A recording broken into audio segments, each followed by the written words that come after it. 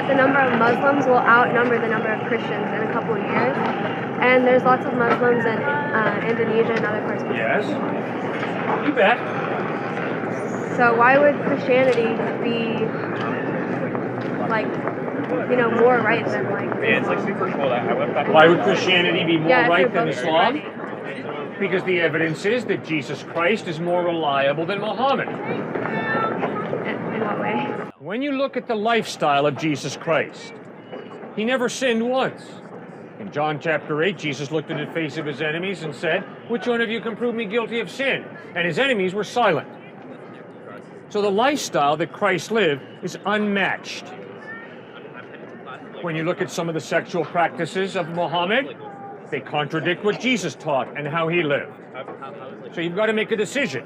The character of Jesus Christ, is it so stellar, so pure, that it demands my trust? I think the obvious answer to that is yes. Second test for Christ, the content of his teaching. The Sermon on the Mount is ethical genius. Whoever gave the Sermon on the Mount is an ethical genius. Well, it was Jesus Christ.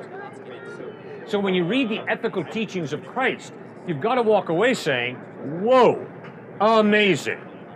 Thirdly, you watch him die at the moment of most excruciating pain as he's nailed to a wooden crossbeam. Instead of cursing his enemies the way I would have, he prays, "Father, forgive them, for they know not what they do."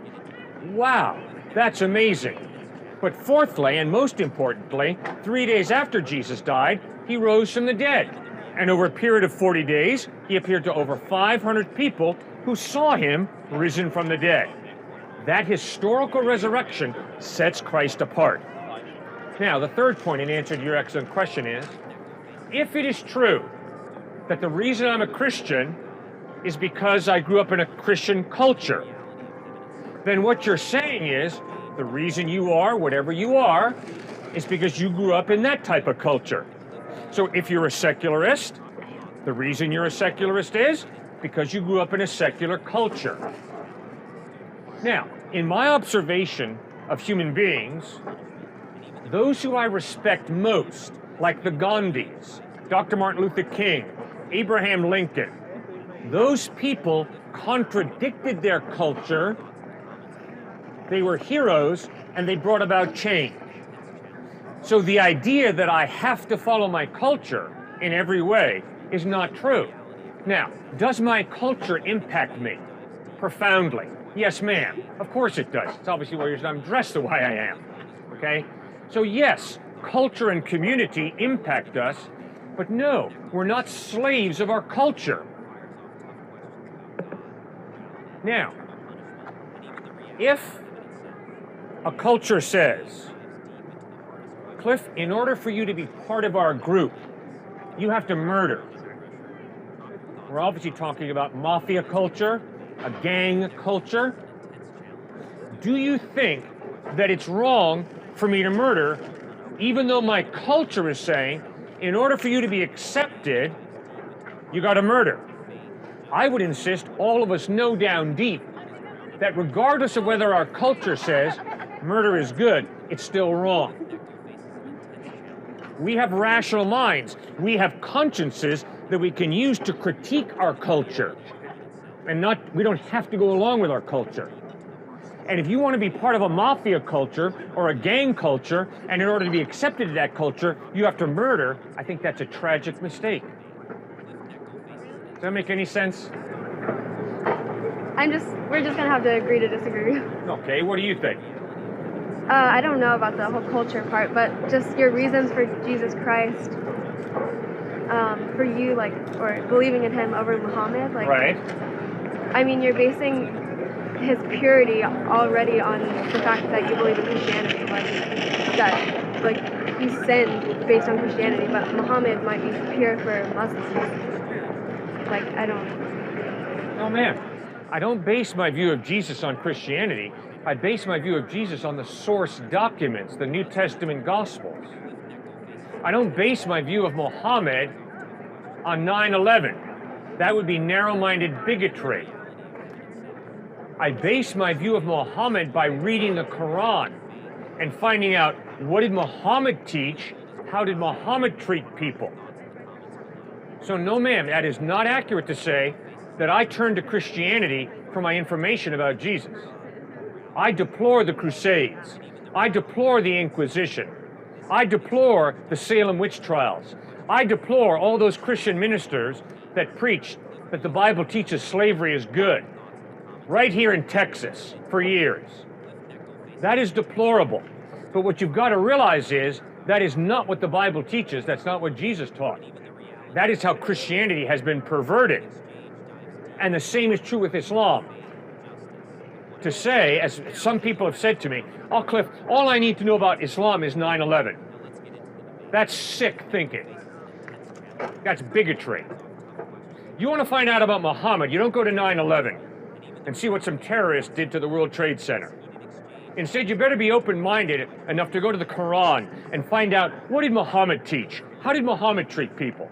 And then you better make your decision on whether to trust Muhammad or not trust him based on who Muhammad was, not based on how Muhammad has been misrepresented by certain terrorist organizations like ISIS. And so, the same is true for Jesus. You better go to the source documents, the Gospels of Matthew, Mark, Luke, and John, if you claim to be an open-minded, tolerant thinker. And you better read those Gospels for yourself. And then you better ask yourself, does the historical evidence of the way Jesus treated people, what he taught ethically, how he died, and how he rose from the dead, does that point to Christ being reliable, or does it point to Christ being a quack? And if your conclusion is, the evidence is Christ is a quack, you better reject him. But if the evidence is that Jesus Christ is totally reliable, then you'd better put your faith in him, because he's the truth the way he claimed to be. Does that make any sense? Sure. Thank you. What would you attribute to the rise in moral relativism in younger students or college students? Good question. The appeal of moral relativism is strong for all of us. Moral relativism deifies my opinion. It's the exact temptation that Satan threw at Adam and Eve. Hey, guess what, Adam and Eve? If you eat of the fruit of the tree of the knowledge of good and evil, you'll be like God. In other words, you'll be defining what's right and what's wrong. In other words, don't trust God to define what's right and wrong. You define what's right and wrong. Now, sir, that is tremendously attractive to me.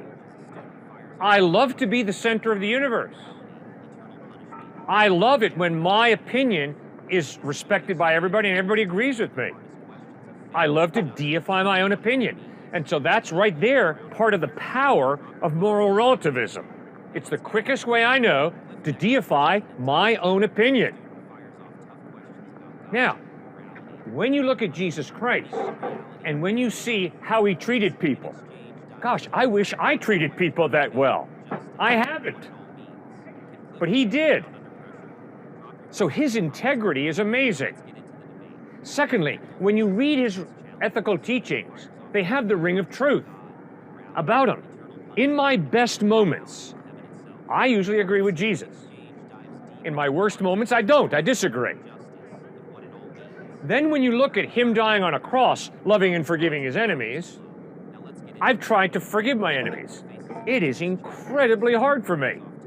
I have to do it over and over and over again if someone's hurt me bad enough. He forgives his enemies. But then when he rises from the dead, and over a period of 40 days, he appears to over 500 people who see him risen from the dead, all of a sudden, I'm a fool. I'm an idiot if I don't trust him. Why? Because the evidence is he is so much more credible, trustworthy, reliable than I am. Is my main problem in life, I just really don't know the right thing to do? No, sir. My real problem is, I know what the right thing to do is, and I don't do it. That's why I need Christ. You see, Jesus did not divide the world into the good people and the bad people. Good people on one hand, bad people on the other. He didn't do that. Instead, Jesus divided the world into those people who are self-righteous, do not acknowledge their need for God, versus those who are humble and realize I need God's help. That's why Jesus started the Sermon on the Mount with the words, "Blessed are the poor in spirit, for theirs is the kingdom of heaven." To be poor in spirit means I realize I'm not better than you. I'm not better than anybody. I have a real problem with evil. God, have mercy on me. Help me. I need your grace. And that's what Jesus Christ offers. And I think a lot of us know this intuitively. We hate religious hypocrisy. We hate someone who pretends to be superior and to have their act together. And, oh, I'm a better person than those wicked people over there. Oh, give me a break. You put yourself in their circumstances growing up in the home they did, you'd probably be doing the same thing, man. But when we meet someone who really understands, I've done evil, I got a problem with evil, and I want to grow, wow, that's impressive. Well, that's what Jesus Christ says is so important. Get in touch with your own moral fallibility. Don't hide behind some self-righteous, hypocritical religious game. Acknowledge that you're a sinner, and Christ says, I bled and died on a cross to forgive you, to reconcile you to God, and to give you eternal life. That's exciting. Yeah, evolution doesn't function until life already exists. So it's an entire non sequitur to bring up origin at all. The reason I have to do that is because on every single university campus that I've spoken on for the past 39 years, some students and occasionally some faculty have argued that the reason they are an atheist is because evolution explains everything. That's stupid. Sorry. I happen to agree with you. As someone who doesn't believe in God, that's a terrible position. Yeah, I agree. I agree. But I mean, and then like a little bit further along in that conversation, we were talking about how altruism cannot be explained by evolution, by contrast, and I do disagree with that. Okay. This kind of ties in a few different points that have been made, so sorry, bear with me. So you brought up that if this thing is just a chemical reaction in our brain and that it's not real, right, et cetera, to me, if our experience of reality is based on chemical reactions in our brain, regardless of whether God exists or not, that's still a real feeling. I still really love my mom, and the knowledge that interacting with her increases the serotonin and oxytocin in my brain doesn't change the fact that I genuinely love her, because those chemical reactions are my experience of this thing we call reality. Okay, when you say, I love my mom, Yes.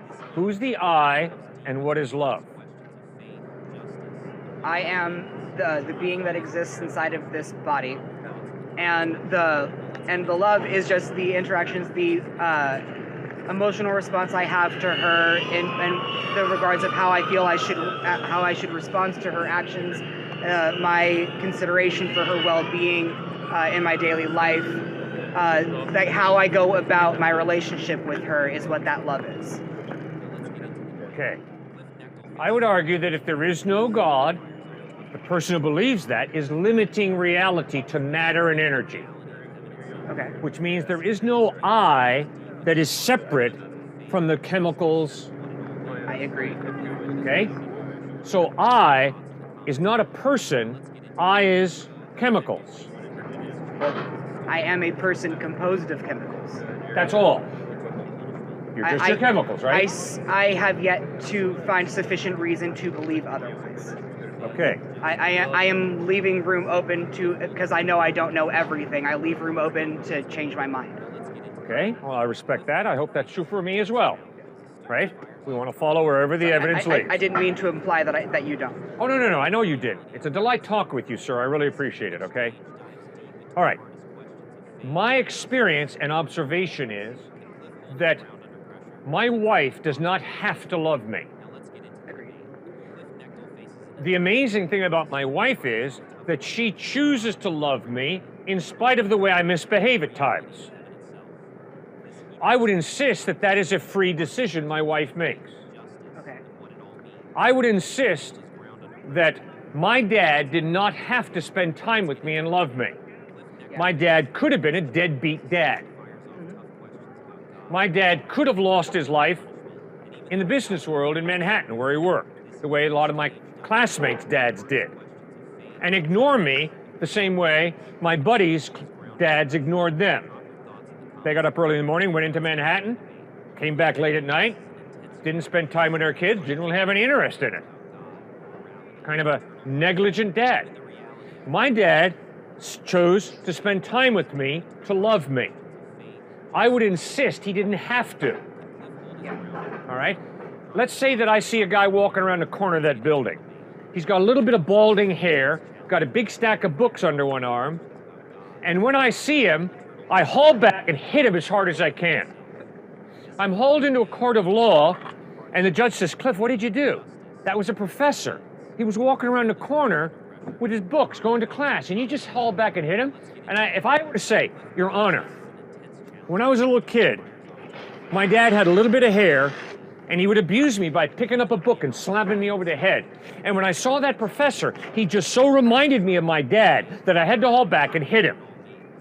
See, the legal system in the United States is based on the freedom of the individual to choose. And the judge is going to look me in the face and say, well, Cliff, I'm sorry that your father abused you that way, but you had no right to slam a professor because he reminded you of your abusive dad. And here's the penalty. See, that's based on a view of humankind that says you're not just a complex chemical reaction, you're a human being with a free will, which means you are responsible for the decisions you make. To me, being a conglomeration of chemical reactions doesn't take away from the fact that there are consequences to our actions. I don't see how those things are mutually exclusive or how that's answering the question of what love is. I'm sorry, the only thing that's mutually exclusive is if I'm just chemicals, I don't have a free will. I just do what my chemicals program me to do. It's the behaviorism of B.F. Skinner. And part of the chemical reactions in the process of your brain to reach the results that you enact with your body is the laws of the land, the things that we have decided as a society are acceptable. So, sorry, I am admittedly jumping to the end to kind of reel it back in, because I've heard this argument several times of if we don't accept free will, if we're just chemical reactions, then we can't hold anyone accountable for their actions.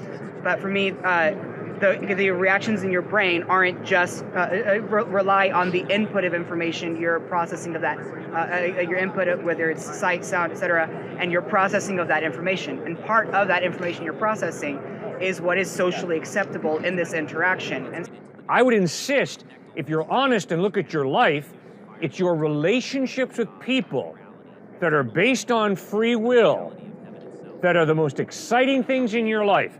And I would insist, if the young lady who you've been dating and has said, I love you, if your dad calls you up tonight and says, I have been paying him $1,000 a week to love you, I don't think you're going to sit back and say, oh, that's cool. I don't think so. Yeah, because you entirely changed the situation.